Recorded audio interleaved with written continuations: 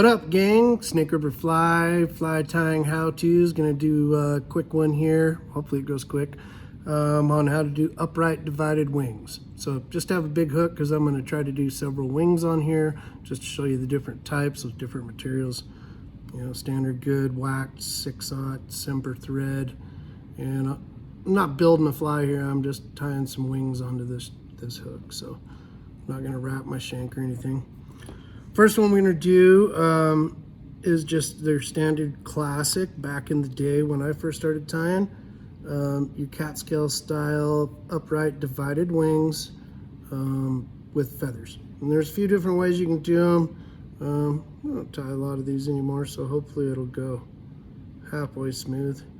But what I've done is I've just taken a feather and notched out, cut the top end off about 1 inch, and then made another notch in there to give me two upright, equal, kind of natural tips there. And so I'm going to tie this on top of the shank, and I'm going to have the dull or the concave side facing back. So I'm just going to do a loose wrap over that little stem, like so. And then I can either pull it this way back, or I could have wrapped my thread forward, either way. But just pulling those two notches, or those two sides of the notch back underneath there. If I'd have been tying a fly, I'd have been fine with not pulling it back there. I would have just chased my thread up to the wing, but we're not tying. I just want to barely tie in point here. So with that, I've got them on top of the shank. Do a couple real good tight pulling, securing wraps on this. You know, like I said, if we were tying the fly at this point, you would come back, tie your tail off, wrap your dubbing forward, and then divide these wings. So let's tie that little tag down, and I'm going to come up right behind the wings, and I'm going to pull them up and stand them, and then I'm going to try to keep them perpendicular to the hook shank or square, and I'm just going to do some thread wraps right in the front. And that faced it back. That's fine if you're tying a wet fly, but we want to upright these guys, so we'll just manipulate them to where we want them. And the Catskill flies typically stood straight up or leaned a little back. And now I'll just kind of find my dividing point in there. And now, just like tying on clouser eyes, like Brandon's done in our tutorials, I'm going to start in front, go behind on the other side, do the same thing on this side, and just kind of manipulate those feathers as we go. And once we get them upright and divided, like so, with that figure 8, we end up with our upright divided wing for small Catskill flies. Yeah, it's not perfect, but I haven't done a lot of them in a while. Okay, so that's upright divided simple feathers. That's Mallard flank.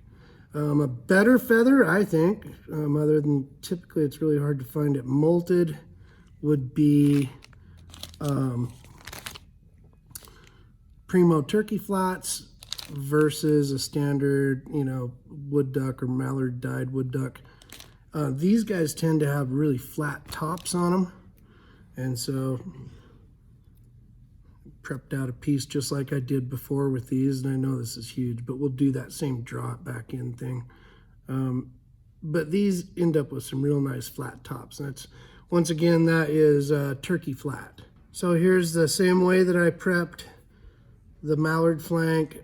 Here's my turkey flat, and I'll just push the Mallard flank back out of the way so I can work here. But I'm just gonna lay that on top. I'm gonna do a loose wrap over the stem, draw those two in. Same thing, some securing wraps, and then I'll get this tag out of our way just so.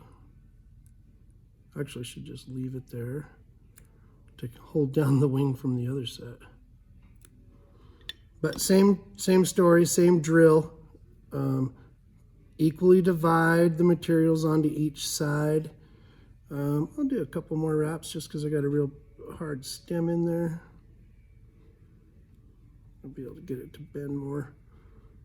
Just a touch of the stem sticking out which is fine. Okay, now I'll do my wraps in front to make sure that they're going to stand up straight. And this is going to be a theme that we do on other materials in upright and divided as well. Wrap behind, wrap in back. And then we're going to start on our side and we're going to figure 8. In front on my side, behind on your side. I'll throw a couple in here. Same thing, reverse it, equal amount. On my side behind, your side in front. Excuse me. And now we've got that upright, divided turkey flat wing. Let's pluck some of these icky ones out of the way.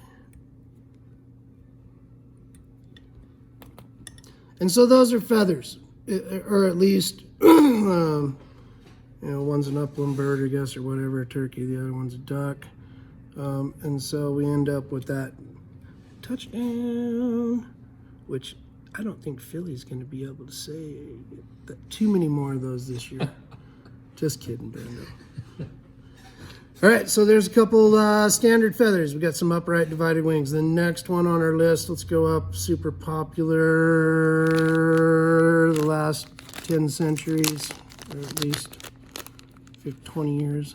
CDC puffs. Same drill, grab a couple puffs that match. And so I've just put my 2 CDC puffs together, same program. I got my pinch going on right here to make sure that I'm going to be able to pull straight down on top of these 2 clumps of puffs, It's a good cereal name. It is. I'm going to pinch right here. Here, I'll show you guys this. Like this. This is what it looks like. I'm going to come up, I'm going to pinch right here, then I'm going to drop it down this side. That way I can pull tension straight down versus having torque that like this that would rotate that around. So that pinch technique helps me set that. Same with the mallard flank and the turkey that we did. So just make sure everything's centered. We're going to do the same thing. The scuzz out of the way so I can see what I'm doing. Switch my bobbin right there. That's a good idea to practice that. Believe it or not. How many times you'll have to hold with your right and wrap with your offhand, or vice versa. Let's clean that up. Come right back up behind with my thread. Pull my puffs straight up how I want them. I'm going to pinch them in that same manner. And now I'm going to build a small thread down with this Semper 6/0 waxed so they're all propped straight up. Same program as before. Find your center, your 2 stems in there. That's why the puffs are kind of nicer to do this with, I think, than just regular CDC feather. Got a wrap behind, my side in front, your side behind, 3 or 4 of them just like the turkey flat. Pull this one up, come in behind. Now I'll just kind of navigate my way through here. Practical guy that I know, a friend of mine that ties a lot of flies with CDC. He licks all this CDC when he's tying it in like this, because he doesn't care what the fly looks like in his box, right? He knows, I mean, you know, he knows that once he ties it on, it's gonna puff like this. And so there's a nice upright divided CDC wing with the puffs. And then we've got our feathered dudes back here. So going down the pipe, got our puffs right here. Whoa, right over there. Got our puffs, wings sticking up like this. Great technique for doing spinners is this upright divided and then just lay them down. So I'll get this clear. And the next one we'll jump to calf tail. If you don't have some calf tails in your fly tying arsenal, get some. They float really well, they're stiff, they're awesome, they're versatile. You can use them for dry flies, down wings on salmon flies and hoppers. You can use them for tying great little shrimp pattern for bone fishing. But originally, the Wolf series flies by Lee Wolf used these guys as upright divided wings. So kind of show you how to do one of those real quick. I'm looking for a part of this calf tail, and this is a cow calf tail, that doesn't have a lot of broken pieces and everything's kind of even. And you don't want to start coming in on deer hair or calf tails from this end because you have a blind cut and you'll end up butchering this stuff. Always start down here at the back end. And if there's a bunch of stuff when you buy your calf tail that you don't like, just give it a snap. Well, give it a snap like so, and that'll give you a fresh starting point. You'll have to figure out how to get to it. Just pinch it and manipulate, move it from hand to hand. I'm holding it in my left hand now so I can operate with my scissors on my right. And I'm gonna cut it as close as I can to the hide, like so. Those ends right there make really great looking parapost, or for that matter, upright divided. But what we're interested in is the cool wolf looking stuff, like that. So I'm gonna just groom it a bit and get rid of some of the real long stragglers, like so. And just like deer hair, I've got it pretty flat across the top. I'll take a pinch with my left hand, and I know there's probably gonna be a bunch of filler fibers or filler hairs and stuff in here that the little down the insulating part. And I'm just gonna kick that back and forth, give it the old rubber ducky, and then we'll prep that to tie forward. So right now I have it in my hand facing backwards, and so I'm just gonna do a hand swap here. I'll stand it up and I'll pinch it here. It's kind of a half of a front flip. Nose dive it to there, and that's how I'll get it transferred to my other hand. Clean some more of that junk out, and we're gonna pull the same idea here. Now I have a material hair versus the feathers that we're just gonna strap on top of the hook. Give myself a little room, do that pinch, come in and place it right on top. Now come over with a pinch, pull it down. Pinch it, pull it down. Pinch it, pull it down. I'm pulling a little more tension. I'm going to do a few more of these because the calf tail hair is stiffer than the feathers, which was easy to tie down with just a few wraps. And one thing about calf tail is it doesn't flare like natural deer hair would. So you really want to strap down on this and make sure you get all these downy fibers out of here, because you won't be able to get a good tie-in. So now I'll grab this tail clump, excuse me, and I'll make sure I get all of it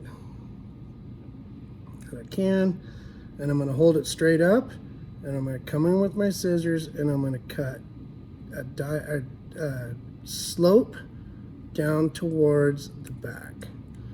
And I did that without cutting off my CDC, which is awesome. The reason I want to slope that down to the back is when we're going to go put our body on this royal wolf, if we were tying a royal wolf, you'd want to work your thread down this and then tie in your tail and then dub forward. But by cutting that at an angle right here, I don't end up with a big step down. I'm going to come back up to right behind my hair. And once again, my hair is right up for the better part on the top of the hook shank.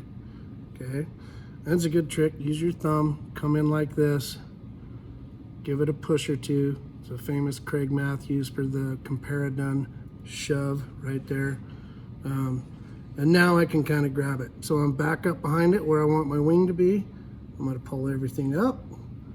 This stuff I'm going to overwrap too compared to the feathers because, like I said, it's stiffer and it takes a little bit more binding to get that to stick straight up. Same thing if we were going to be doing deer hair here. I want to build that pinch. and that'll make this thing stand straight up, but also after we fish it for a while and catch several fish on it, stay straight up. So I'll look for the middle point of this. Just use your fingers and kind of guess, like so. Let's see if I can give you a halfway clean top view. I'm going to start on my side in front, go on your side behind. I'm pulling loose. Once I get that thread back behind that clump on the right side, I'll pull a little tension here, follow that path again, get that thing to divide out to that side. Good half dozen wraps. Now I'll take and swap, hold with my right, wrap with my left, and this will be behind on my side, in front on your side. And I'm not as good at tension doing it this way on my left, so I'll switch to my right once I get it laid over. Behind and in front on your side. Now I can do it all with my right. Behind, in front, behind, in front. And if you were looking down on the top of the fly, or all these wings, from there, that's where you get your upright and divided. So I'll straighten my vise out just so you can kind of see it from a normal perspective here. I've done equal amounts of wraps on each side of my divided clump. Now if you want to clean them up a little bit, you know, give them the exact shape you want, I'll pull a little tension in that, get it stand up more. Pull a little bit more tension in that, get it stand up more. All right, do a little manipulating just like we do on a lot of our flies that we tie here. And there's your upright divided calf tail wing. It's rolling whenever you're ready. All right, guys, so we kind of ran out of room on our shank, I guess, but you know, there's a few different samples, well, 4 to be exact, of upright divided wings for dry flies. You know, really well for mayflies, but also works great, you know, if you're tying damsels or anything like that down the road that you want a divided wing. You can, the same technique works great for doing crawfish pinchers. But looking at it from the side, you know, this is our mallard flank in the classic wood duck color. This is some turkey flat right here in white. The next one's a couple clumps of CDC in white, and then the last one up here is some calf tail. So we've done kind of your classic upright divided hair wing. Yeah, if we had more room, I'd probably do one out of some deer hair. And here's what you're gonna see from the top, right? So those wings are upright and divided. You know, then hackle would go around them if you were doing the catstail style or the turkey flat, because you need some floating. You know, maybe you could put hackle around all of them if you wanted, but the CDC can stand on its own with just thread body and a little tail. Works great. The upright divided wolf right here, great to over hackle them and tie a classic big floater. So from the bottom you can see everything's tied on the top part of that shank, and that's that thread pressure, being able to switch hands here and there, prep your materials, play with them. This is a good way to go. Just been a while since I've just tied wings, but anyway, there you have it. Upright divided wings for dry flies. Larry from Snake River Fly. Happy holidays.